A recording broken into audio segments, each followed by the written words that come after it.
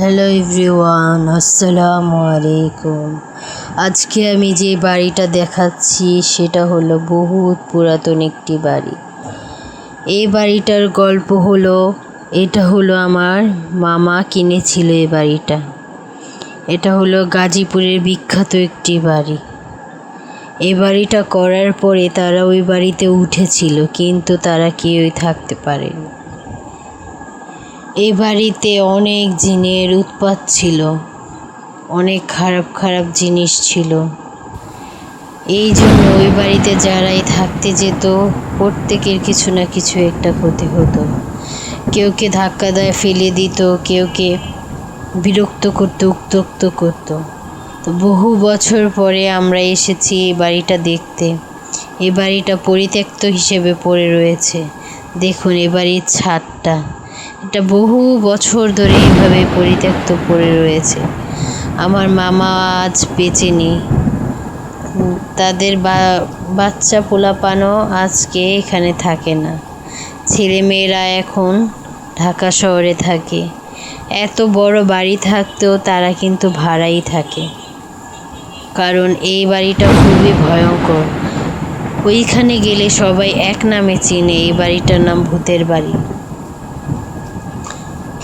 Everyone দেখুন এই বাড়িটার ভিতরে কি অবস্থা হয়ে রয়েছে। পড়ে থাকতে থাকতে ওয়াশরুমের কি অবস্থা, রুমের কি অবস্থা। এত সুন্দর করে বাড়ি করে কী লাভ যদি বাড়িতেই না থাকতে পারে। দেখুন চারিপাশে ধুলো বালি ময়লা, অনেক আন্ধা পড়েছে। দেখুন চতুর্পাশে শুধু ময়লা আর ময়লা। এই বাড়ির চাবি ছিল আমার ছোট খালামণির কাছে। তা আজকে আমরা সবাই বললাম যে চলো একটু দিনে দিনে গিয়ে ঘুরে আসি, কারণ সন্ধ্যা হলেই এই বাড়িতে নানান দুর্ঘটনা ঘটে থাকে। এই বাড়িতে ভয়ে কেউ আসতে চায় না। আমার মামার ছেলের বউ বাচ্চা হওয়ার সময় সে মারা যায়। তাকে তারা মনে করেছিল তারা এই বিল্ডিংয়ে থাকতে পারবে, কিন্তু তারা থাকতে পারেনি কেউ। সেই জন্য তাকে এখানেই মাটি দেওয়া হয়েছিল। তার কবরটা আমি আপনাদের সাথে দেখাবো, কোথায় মাটি দিয়েছে তাকে।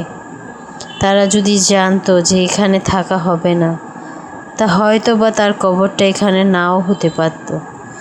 এই নিরিবিলি জঙ্গল, এই বাড়ির সামনে তার কবরটা দিয়েছে। তার কবরটা দেখলে আরও ভয়াবহ লাগে। দেখুন চতুর্দিক দিয়ে কি ময়লা ধুলা, কত কিছু। আমরা দিনে দিনে গিয়েছিলাম ঘুরে ঘুরে দেখার জন্য।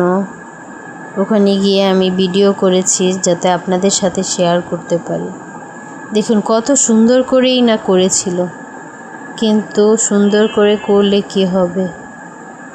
এ বাড়িতে তারা কেউই থাকতে পারেনি। কোটি টাকার বাড়ি, কিন্তু আজ অবহেলায় অনাগতভাবে পড়ে রয়েছে।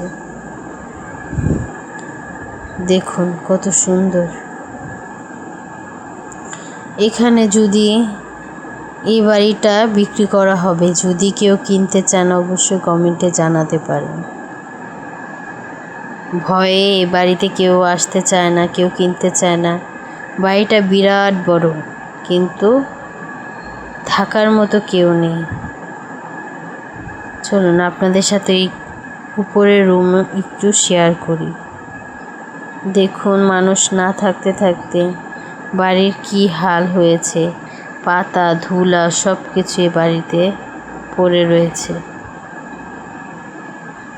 আমি একা যাওয়ার সাহস পাইনি, তাই আমার বাবা মা খালা মামি ওনাদের নিয়ে গিয়েছিলাম। দেখুন উপরের কাজটাও কমপ্লিট করতে পারেনি, তার আগে তারা এখান থেকে চলে গেছে। ঘরের কি হাল দেখেছেন। এখানে কি কারো সাহস হবে একদিন রাতে এক রাত এখানে কাটানোর? ভুলেও কারোর সাহস হবে না। দেখুন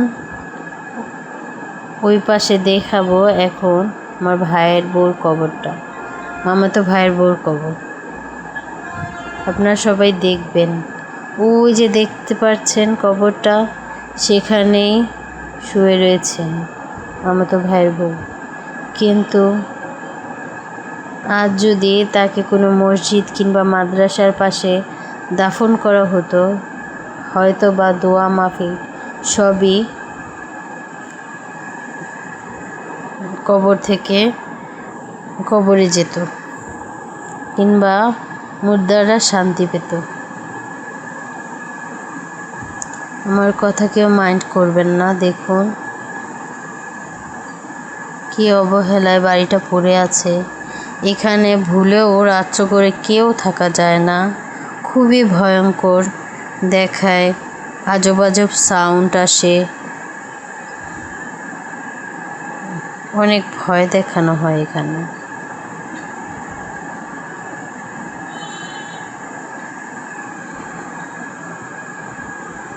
আপনারা দেখতে থাকুন, আমি ঘুরে ঘুরে আপনাদের দেখাই। দেখুন চতুর্পাশে শুধু জঙ্গল আর জঙ্গল। কে বলেছে জঙ্গলের মাঝখানে একটা বাড়ি করতে বলুন?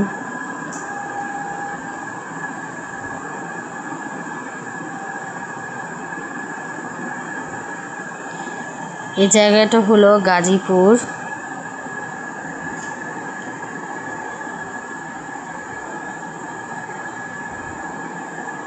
বাড়িটা কিন্তু আসলে অনেক সুন্দর, কিন্তু এখন যে পরিবেশে আছে মানুষ আর কি থাকার মতো না। যদি এখানে কেউ বাড়িটা কিনে মিলাদ দেয়, দোয়া পড়ানো হয়, তাহলে হয়তো বা থাকতে পারে।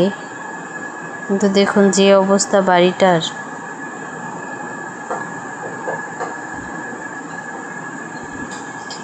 দয়া করে যারা যারা আমার এই ভিডিওটা দেখছেন বেশি বেশি শেয়ার করে দিবেন, আমার চ্যানেলটা সাবস্ক্রাইব করে পাশে থাকবেন। এরকম আরও ভয়ানক ভিডিও দেখার জন্য, নিত্য নতুন ভিডিও দেখার জন্য অবশ্যই চ্যানেলটা সাবস্ক্রাইব করে পাশে থাকবেন।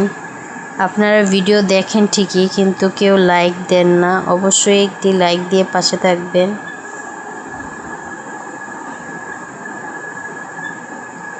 সবাই ভালো থাকবেন, সুস্থ থাকবেন।